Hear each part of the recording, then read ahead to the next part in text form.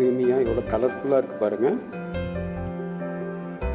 இதில் வந்து மேலே வந்து நம்ம நட்ஸை வந்து கட் பண்ணி அப்படியே மேலே தூவிக்கலாம். என்ன நட்ஸ் வேணாலும் சேர்த்துக்கலாம். நான் வந்து முந்திரி சேர்த்துக்கிறேன்.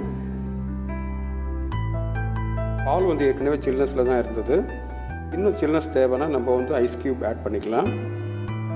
நான் ஒரு 2 ஐஸ் க்யூப் வந்து ஒரு டம்ளரில் சேர்த்துக்கிறேன். இது போல் நம்ம வீட்லேயே ஜூஸு, மில்க் ஷேக் எல்லாமே போட்டு குடித்தோம்னா நமக்கு நல்லது. நம்ம ஃப்ரெஷ்ஷாகவும் சுகாதாரமான முறையிலையும் நம்ம போட்டு நம்ம குடிக்கலாம். இன்னும் நம்ம சேனலில் நிறைய மில்க் ஷேக்கு, ஜூஸ் வீடியோலாம் போடுவோம். இந்த வீக் வந்து எங்களுக்கு ஃபாஸ்டிங் வீக்காக இருக்கிறதுனால இந்த வீக் ஃபுல்லாக நமக்கு ஜூஸ் ரெசிபி தான். குட் ஃப்ரைடே, ஈஸ்டர்லாம் முடிஞ்ச பிறகு நம்ம மறுபடியும் தடபடலாம் சமையல் ஆரம்பிக்கலாம். தொடர்ந்து நம்ம சேனலை பாருங்கள். சப்ஸ்கிரைப் பண்ணாதவங்க சப்ஸ்கிரைப் பண்ணுங்க. தேங்க்யூ ஃபார் வாட்சிங். God bless you all.